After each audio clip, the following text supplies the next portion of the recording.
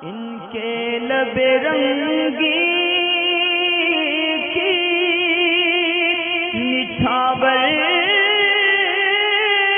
थी कि जिसने। अच्छा, इस वक्त के सवाल जवाब तो मुकम्मल हो गए और ये कि कुछ बातें आपसे करना चाहता हूँ। अभी कुछ दिनों से क्या है कि बहुत सारे लोग जो रद्द वाबित पर वीडियो है मेरी, उस पर देखने के बाद इस तरीके के मतलब इल्ज़ाम लगाते हैं और लगाते चले आए हैं कि जो बरेलवी लोग हैं ये एक फितनेबाज होते हैं और उम्मत को लड़ाने वाली बातें करते हैं और फ़िरक़ों में बंटने वाली बातें करते हैं। इसके पीछे नमाज नहीं होगी, उसके पीछे नमाज नहीं होगी। बरेलवियों ने ये चीज़ें लगा रखी हैं, आज से नहीं लगा रखी, सालों से लगा रखी हैं कि कभी इसको काफिर बोलते हैं तो कभी उसको काफिर बोलते हैं। और ये ईमेल करने वाले या इस किस्म की मुझे कमेंट करने वालों में अक्सरियत जो है वो पढ़ी लिखी है। मतलब ये है कि स्कूल कॉलेज की पढ़ी लिखी हुई है, हालांकि दीन की उनको हवा भी नहीं लगी हुई। स्कूल कॉलेज के पढ़े लिखे और इस तरीके की बातें करते हैं कि ये लोग फितनेबाज हैं और भी अल्फाज बड़े अच्छे अच्छे बोलते हैं कि उम्मत को लड़ाते हैं, कौम को फ़िरक़ों में बांटते हैं, सबको एक हो जाना चाहिए। और ये इसके पीछे ना कलमा पढ़ने वाले हैं, सारे मुसलमान हैं, फिर भी ये बोलते हैं कि उसके पीछे नमाज नहीं, उसके पीछे नमाज नहीं। तो उनके लिए मैं कुछ बातें अर्ज़ करना चाहता हूँ। उनका पैमाना दरअसल बिल्कुल दुरुस्त है कि जो ये बोले कि इसके पीछे नमाज नहीं होगी या उसके पीछे नमाज नहीं होगी या किसी को कलमा पढ़ने वाले मुसलमान को बुरा बोलता है, ज़ाहिर सी बात है कि वो फितनेबाज है। ये पैमाना आपका है और इसके ऊपर बिल्कुल इक्वल बराबर का इंसाफ होना चाहिए। मसलन ये कि चोर के हाथ काटने की अगर सज़ा है तो वो चोर आपका हो या हमारा हो, सज़ा मुकर्रर वही होनी चाहिए कि उसका हाथ कटना चाहिए।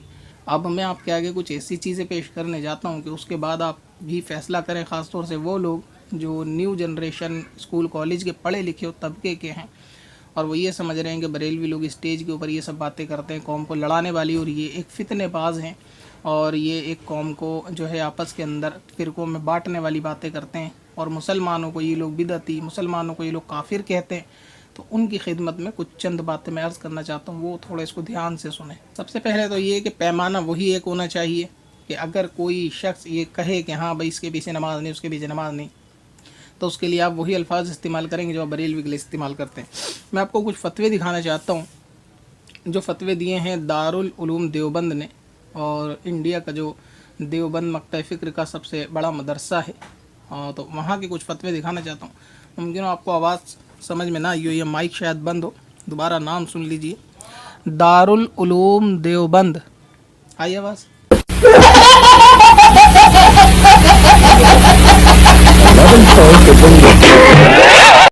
ठीक है, आवाज़ आनी चाहिए ना, ऐसा ना हो कि बोलें कि यार ढक छुप के बात कह दी ये वो। तो अपने छुपी हुई बात नहीं करते बल्कि छुपी हुई को निकालने वाली बातें करते हैं, ठीक है। ये अंदाज़ रज़ा है।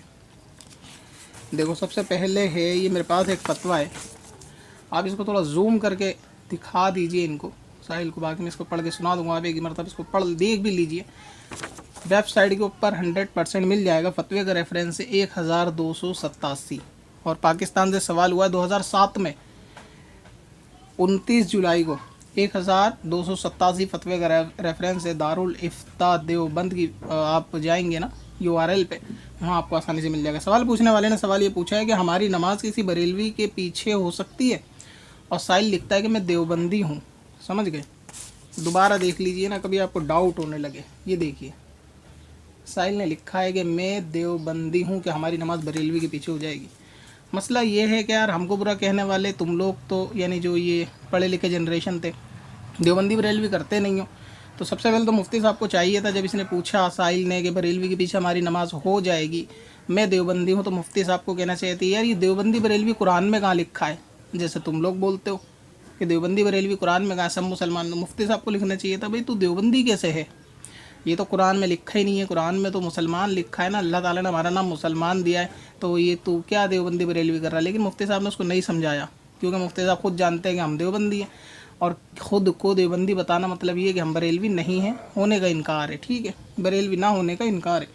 अब ये देखिए जवाब के अंदर क्या लिखते हैं मुफ्ती साहब के, जिस बरेलवी, और ब्रैकेट में लिखते हैं बिदअती। देखिए, देख लीजिए ना, आपको कभी आपके दिल में तसल्ली होनी चाहिए। ये देखिए, ये अंडरलाइन भी मैंने कर रखी है, इसके अंदर लिखा है कि जिस बरेलवी, और ब्रैकेट में बिदअती। मतलब ये हुआ कि इनकी निगाह में बरेलवी बिदअती हैं, ठीक है। अब मुझे वो बताएं जो कहते हैं कि कलमा पढ़ने वालों को बुरा ना कहो, कलमा पढ़ने वालों को जो बुरा कहता है वो फितनेबाज है। ये मुफ्ती साहब कौन है जो बरेलवी कलमा पढ़ने वालों को बिदअती बोल रहे हैं? तो पैमाना वही होना चाहिए कि अगर हम फितनेबाज हैं तो फिर ये भी फितनेबाज हैं, अगर हम ये कि जाहिल हैं तो फिर ये भी जाहिल हैं। इन्होंने ब्रैकेट में बरेलवी की तारीफ़ यानी परिभाषा जो लिखी है वो बिदअती करके लिखी है। चलिए खैर, अभी आगे बढ़ते हैं कि जिस बरेलवी बिदअती के अमाल व अकायद कुफ्र और शिर तक ना पहुँचते हो तो उनके पीछे नमाज हो जाती है, लेकिन मकरूह तहरीमी होती है। देखिए फिर देख लीजिए, ये अंडरलाइन आपको दिख रही है ना कि नमाज मकरूह तहरीमी होती है। मकरूह तहरीमी का मतलब समझते हैं आप? यानी साहिल ने पूछा कि मैं बरेलवी के पीछे नमाज़ पढ़ लूँ, मैं देवबंदी हूँ। सबसे पहले तो साहिल से यही कहते हैं देवबंदी बरेलवी कुछ नहीं होता, ये उम्मत को लड़ाने वाली बात है। मुफ्ती साहब ने इसका सपोर्ट कर दिया कि हाँ तो देवबंदी तो अच्छी बात है, लेकिन जिस बरेलवी के अकायद और अमाल कुफ्र तक ना पहुँचे हों, यानी जो मुशरिक ना हो, जो बिदअती ना हो और जो काफिर ना हो, कलमा पढ़ने वाला ऐसा बरेलवी, उसके पीछे नमाज मकरूह तहरीमी है, यानी वो नमाज पढ़ के दोहरानी पड़ेगी। समझ में आती है मकरूह तहरीमी की परिभाषा? वो नमाज पढ़ के दोहरानी पड़ेगी। यार अब नमाज तो पढ़ ली है तो दोहरानी क्यों पड़ेगी? क्या बरेलवी इमाम कलमा नहीं पढ़ता? सब तो कलमा पढ़ रहे हैं, सब तो मुसलमान हैं, क्यों नमाज दोहरानी पड़ेगी? और अब ये कि अगर बरेलवी कह दे कि भाई नमाज बिदअती के पीछे मकरूह तहरीमी है, यार बरेलवी लोग ना फितना पैदा करते हैं। चलो वही पैमाना रखो कि बरेल जो ये कहे कि नमाज मकरूह तहरीमी होगी मुसलमान के पीछे और फितनेबाज है, तो फिर ये इनको क्या कहोगे आप? क्योंकि पैमाना वही होना चाहिए ना, एक ही पैमाने से नापोगे सबको, तो इनको आप फितनेबाज कहोगे। और ये फितनेबाज कहाँ के हैं? मैंने माइक पे अभी अनाउंस भी कर दिया कहाँ का फतवा है। ये देवबंद का फतवा है जो ये कह रहे हैं कि बरेलवी के पीछे नमाज मकरूह तहरीमी है और सवाब में कमी हो जाएगी। इसलिए अगर आप नमाज के लिए किसी मस्जिद में जा सकते हैं जहाँ का इमाम देवबंदी मसलक का हो तो आप बरेलवी के पीछे नमाज ना पढ़ें। ये कौन कर रहा है देवबंदी बरेलवी? ये फितनेबाजी तो कर रहे हैं। यानी जो देवबंदी बरेलवी कर रहा हो उसे आप फितनेबाज बोलते हो ना, तो देखो फितनेबाज, ये रहा फितनेबाज का फतवा। क्या लिखा है कि देवबंद का इमाम जहाँ हो, ये देवबंदी बरेलवी कुरान में तो लिखा नहीं है, मुफ्ती साहब ने क्यों लिख दिया? अच्छा अगर हम स्टेज पर बोले तो कहते हैं देवबंदी बरेलवी करते हो। ये क्या कर रहे हैं? ये कोई नहारी बनाने की रेसिपी बता रहे हैं, सिखा रहे हैं। और अच्छा ये कोई नई बात नहीं है, देखो फतवा 2007 का है, मतलब ये हुआ ये लोग सालों से देवबंदी बरेलवी करते हुए आ रहे हैं, देवबंद के मदरसे वाले। फ़र्क क्या है? एलानिया नहीं बोलते, सिर्फ चुपचाप फतवा देते हैं और इनकी आवाम इस अंधेरे में रहती है कि ये काम सिर्फ बरेलवी करते हैं कि देवबंद के। ये मुफ्ती साहब खुद लिख रहे हैं कि जहाँ देवबंद का इमाम ना हो ना, बरेलवी के पीछे नमाज ना पढ़ो। तो जो नमाज को मना करे मुसलमान के पीछे, इसके पीछे नमाज नहीं, उसके पीछे नमाज नहीं, फितनेबाज है ना वो, ये फितनेबाज है। देखो पैमाना आपका है, ये मेरा तो नहीं है। फितनेबाज, जाहिल होना, फितनेबाज होना, कौम को लड़ाने वाला और बेवकूफ़ होना, ये सब आपके पैमाने। देखो इसी पैमाने के ऊपर मैं इनको तोल रहा हूँ। अब आप वज़न करके मुझे बताओ मैं गलत कर रहा हूँ या सही कर रहा हूँ। तो ये कह रहे हैं कि जी बरेलवी बिदअती है, इनके पीछे नमाज नहीं होगी। तो अब मत कहना कि सिर्फ बरेलवी कहते हैं कि इसके पीछे नमाज नहीं, उसके पीछे नमाज नहीं, ये बिदअती, वो बिदअती, ये मुशरिक, वो मुशरिक। ये तो आपके घर वाले बोल रहे हैं, ठीक है। अब आप इनको कहकर मुझे बताएं इनके ऊपर शरीयत का हुक्म क्या लगेगा। चलिए ये तो एक बात थी। अब वो भी सुन लीजिए जो ये डॉक्टर काफिर नायक के बहुत बड़े फ़ैन हैं। ये फतवा इंडिया से सवाल पूछा गया, फतवे का रेफरेंस है 67,401, सवाल हुआ 2016 में जून में। आप इसको एक मरतबा देख लीजिए फतवे का रेफरेंस वगैरह, ताकि आपको नज़र आ जाए और ये भी नाम भी आपको दिख जाए ना। सवाल किसके बारे में? डॉक्टर जाकिर नायक के बारे में पूछा गया। सवाल देवबंद मदरसे में। नाम सुना या फिर माइक पे बताऊं कहाँ के मदरसे में? हाँ, कभी बोलना नहीं यार, समझ में नहीं आई कहाँ की, क्योंकि इसके भी बहुत से चमचे ऐसे हैं जो खुद को देवबंदी कहलाते हैं और कहते हैं डॉक्टर जाकिर नायक को बुरा ना कहो, और जो बुरा कहता है उसको कहते हैं यार ये बरेलवी फितनेबाज है। लफ्ज़ बरेलवी हटा दो, बस ये कहो कि जो दूसरे को बुरा कहे वो फितनेबाज है। तो आज मैं बताऊँगा फितनेबाज कौन कौन है और किस किस मदरसे में फितनेबाज हैं। साहिल ने पूछा कि मैं एक तालिब इल्म हूँ, इस वक्त मैं MBA की पढ़ाई जो है ना बनारस के अंदर कर रहा हूँ, और मैं कॉलेज का तालिब इल्म होने की वजह से इस्लामिक नॉलेज मेरे को थोड़ी सी कम है। तो मैं डॉक्टर जाकिर नायक की क्लिप देख रहा था, मेरे एक दोस्त ने बोला कि ये बंदा गुमराह है। यानी किसने बोला?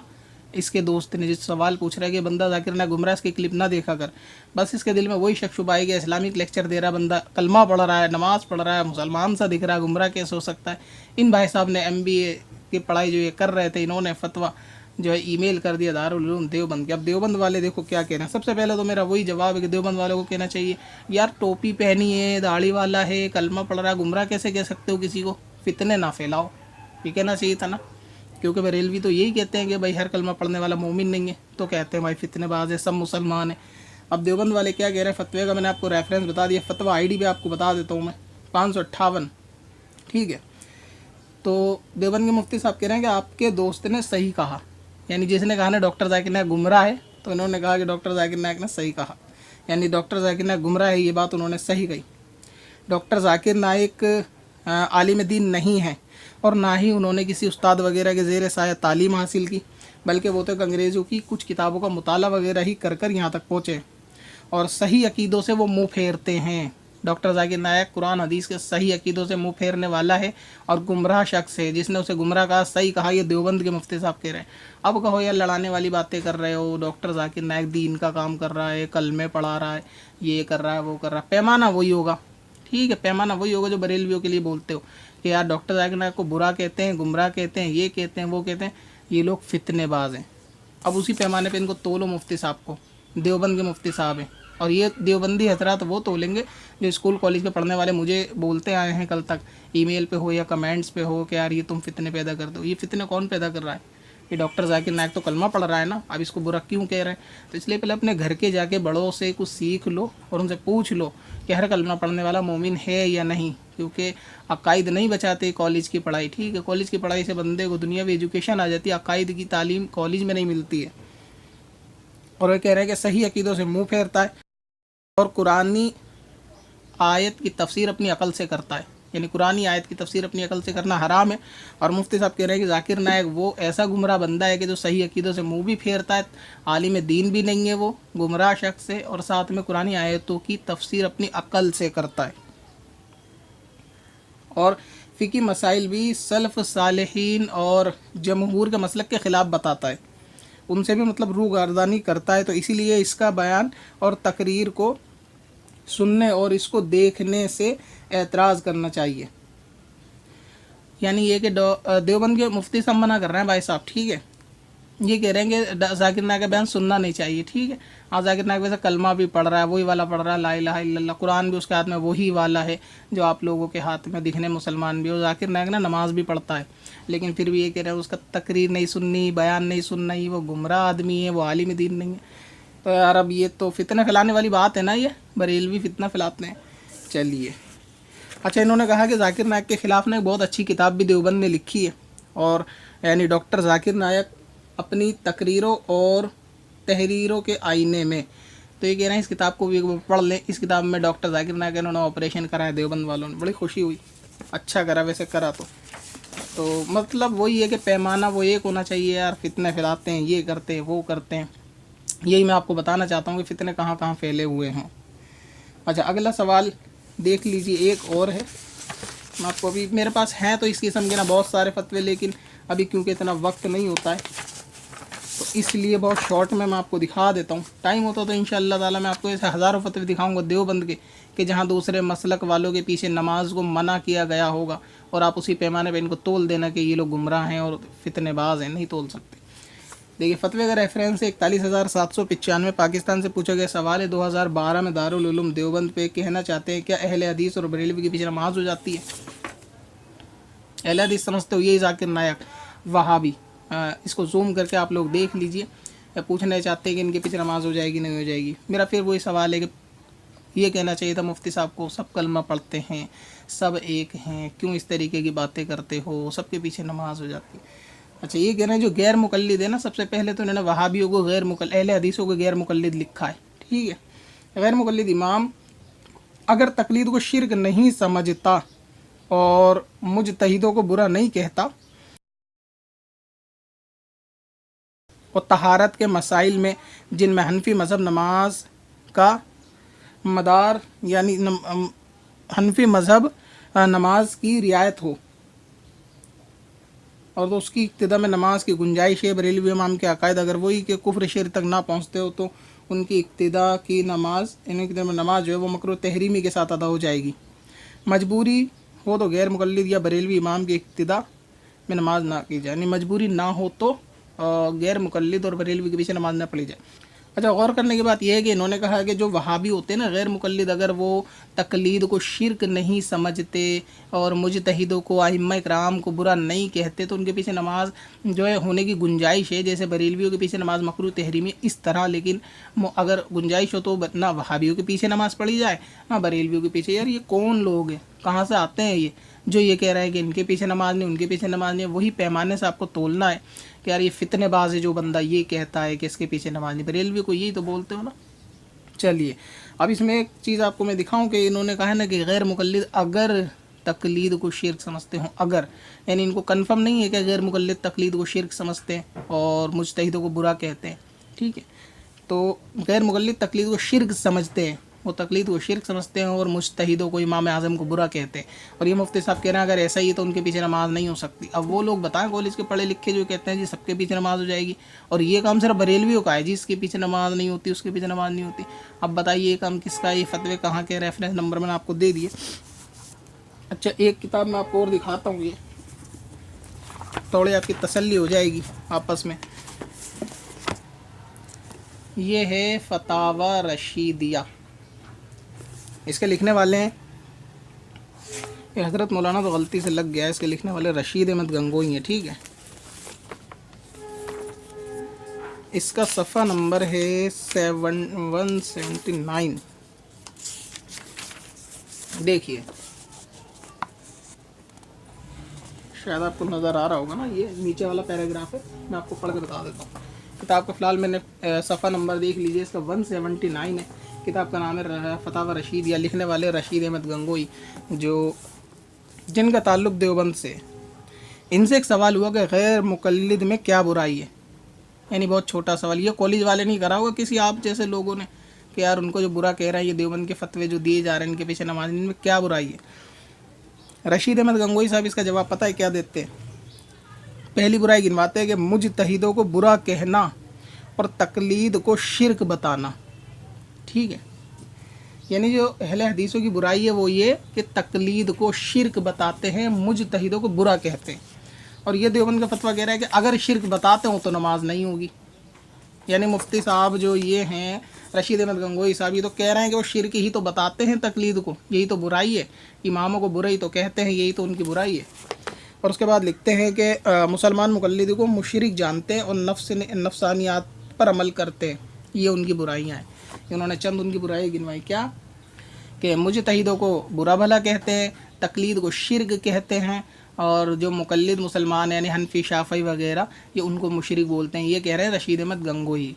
अब यार अहले हदीस की बुराई गिनवाने की ज़रूरत नहीं थी, कलमा तो वही पढ़ रहा है ला इलाहा इल्लल्लाह, और कुरान भी वही है, हदीस भी वही है, तो इसलिए किसी को बुरा नहीं कहना चाहिए। ये फितने किसी ने फैलाएं एक दूसरे को बुरा कहने वाले, ये अब अपने घर की बात है ना, ये भी आप देख लो। तो ये कह रहा है गैर मुकल्लिद अगर तकलीद को शिर्क ना समझे, और रशीद अहमद गंगोई साहब कह रहे हैं कि शिर्क समझते हैं।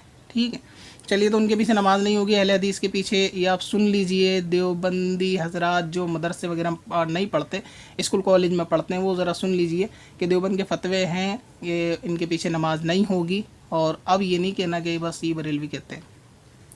इसके अलावा एक और किताब है, मैं आपको वो भी बताना चाहता हूँ, और उन हजरात के बारे में भी बता दूँ कि उन्होंने अपनी किताब के अंदर क्या लिखा है। किताब का नाम है इमदादुल फतावा, इसके लिखने वाले हैं अशरफ अली थानवी साहब। आवाज़ आई? अशरफ अली थानवी साहब, अंदाज ही अलग है हमारा।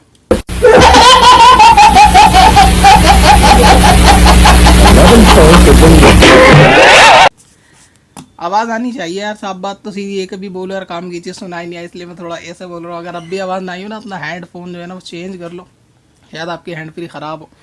तो ये लिखने वाले इसके इमदादुल फतावा के अशरफ अली थानवी साहब, ये पहली जिल्द है, और इसका हवाला स्क्रीन के ऊपर नीचे मैं आपको लिखा हुआ जो है वो दिखा दूंगा। सफ़ा नंबर इसका 304 है। इनसे सवाल हुआ गैर मुकल्लिद के पीछे नमाज हो जाएगी वहाबी के पीछे, तो ये कहते हैं गैर मुकल्लिद कई तरह के होते हैं, और उनमें कुछ के पीछे नमाज बातिल होती है, कुछ के पीछे मकरूह होती है, और एहतियात ये है कि इनके पीछे नमाज ना पढ़ी जाए। यानी गैर मुकल्लिद पता है किसको कहते हैं? मैं ज़्यादा नहीं जानता, लेकिन आप लोगों की भाषा में बताता हूँ। कलमा पढ़ते हैं, कुरान पढ़ते हैं, मुसलमान ही हैं, तो यार मुसलमान तो नमाज हो जानी चाहिए। लेकिन ये आपके हकीमुल उम्मत अशरफ अली थानवी साहब कह रहे हैं कि उनके पीछे नमाज़ पढ़ने से बचना चाहिए।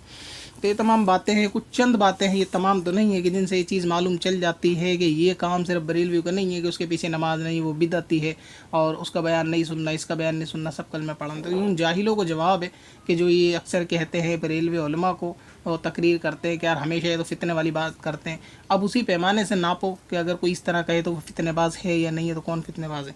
अच्छा, मैं आवाम की एक चीज़ बता दूँ, ये जो फतावा मैंने आपको दिखाए ना, ये जितने, ये सब कुरान हदीस की रोशनी में और इनके नज़रिए के एतबार से बिल्कुल दुरुस्त है। यानी फ़तवा यही होना चाहिए कि बिदअती के पीछे नमाज नहीं। मैं तो इस फतवे की इनके नुक्ते नज़र से तायद करता हूँ कि हाँ, जो यानी जवाब होना चाहिए था, जो ये फ़िक्र रखते हैं उसके फ़िक्र के हिसाब से जवाब सही है, क्योंकि जवाब तो कुरान हदीस की रोशनी दिया जाएगा। अगर आप किसी को काफिर समझ रहे हो, मुसलमान नहीं समझ रहे, तो आप जवाब यही दोगे कि उसके पीछे नमाज नहीं होगी। तो मैं इस फतवे को गलत या बुरा नहीं कह रहा कि फतवा गलत दिया गया है, इनके नज़रिए के एतबार से बिल्कुल सही होना यही चाहिए था फतवा। लेकिन मैं उस आवाम को बताना चाह रहा हूँ कि जो ये समझते हैं कि ये कामना के सब मुसलमान हैं, तो उनको समझना चाहिए कि गुड़ गोबर एक नहीं होता। जाकर एक बार देवबंद मदरसे से पूछो कि तमाम कलमा पढ़ने वाले मुसलमान हैं या नहीं, तो आपको वहाँ से जवाब मिल जाएगा। आजकल थोड़ा ट्रेंडिंग भी चला हुआ है ना, कुछ लोग एक्टिंग कर कर आके और रोने धोने की, क्या इसको काफिर कहते हो, उसको काफिर कहते हो, जन्नत में कौन जाएगा, जन्नत में कौन जाएगा, इस तरीके की बातें करते हैं। और आमिर खान के साथ अच्छा कांटेक्ट है, एक्टर है वैसे वो बंदा भी, मैं आपको बताऊं, अब ये नाम लूँगा तो सामान रुसवाई हो जाएगा। तारीखों में भटकता हुआ एक जलील आदमी है, तो उस तरीके की ज़्यादा बातें करता है वो, उम्मत को मत बांटो, समझ रहे हो ना मेरी बात, तारीख में भटकता हुआ जलील। देखो, थोड़ी इश्क मोहब्बत की बातें ना तो इशारों से समझ लिया करो, क्योंकि उनके चाहने वाले फिर कमेंट में आके आई यू और ब्रैकेट अंदर इसके खालिस्तान के अंदर क्या भरेंगे, लव भरेंगे या हेट भरेंगे, आई लव यू या आई हेट यू, वो तो मालूम नहीं। इसलिए थोड़ी इशारे की गुफ्तगू समझा करो। तारीख में भटकता हुआ एक जलील है, वो ज़्यादा ये रोध होकर एक्टिंग करता है कि भाई इसके पीछे नमाज क्यों नहीं पढ़ते, उसके पीछे मक्के के इमाम के पीछे इतना बुलंद मकाम है, इसको काफिर कहते हो, उसको काफिर कहते हो। तो ये उस बंदे ने ना गुमराह कर रखा है, और देवबंद के फतवे उसी बंदे के ख़िलाफ़ है कि बरेलवी के पीछे नमाज नहीं होगी, होगी तो मकरूह तहरीमी होगी, अहले हदीस के पीछे नमाज मकरूह तहरीमी होगी। डॉक्टर जाकिर नायक गुमराह आदमी है, उसका बयान सुनना नहीं चाहिए, सब उन्हीं के फतवे। और वो कौम को ये कह रहा है जी एक हो जाओ, एक हो जाओ। देवबंद वाले कह रहे हैं कि जी इसके पीछे नमाज नहीं, उसके पीछे नमाज नहीं। तो इनके फतवे कुरान हदीस की रोशनी में इनकी नज़र से तो बिल्कुल सही है, ये होने ही चाहिए थे। अगर आप किसी को 72 को हक पे नहीं बता सकते आप, ठीक है। तो इसलिए अब अगर कोई बंदा ये कहता नहीं जी बरेलवियों के काम है, तो एक दफ़ा अपने घर की खबर ले ले, ज़रूरत पड़ी तो मैं और इसका दूसरा पार्ट बना दूंगा। तो उम्मीद है कि आपको ये वीडियो समझ में आई होगी। अगर आपको ये वीडियो समझ में आई, अच्छी लगी, तो आपसे लाइक करिए, शेयर करिए। और जितने भी रद्द वहाबियत पर काम करने वाले चैनल है, खुसूसन हनफी नेटवर्क, सच्चा इस्लाम, मुश्ताक अली अंसारी, फैज़ रज़ा, और जिनके मैं नाम नहीं ले सका, वो सभी इस वीडियो को अपनी कम्युनिटी के अंदर लगा के प्रमोट कर दें, और अगले दिन इसको अपने चैनल पे अपलोड भी कर सकते हैं। नेक्स्ट वीडियो के साथ मसाइल शरीयत के इसी ऑपरेशन थिएटर के अंदर मिलेंगे, अगले सवाल का ऑपरेशन करते हुए। जब तक के लिए अपना बहुत ख्याल रखिए। अस्सलामु अलैकुम वरहमतुल्लाहि वबरकातुहू। पत्थर में असल लाले पुरनवार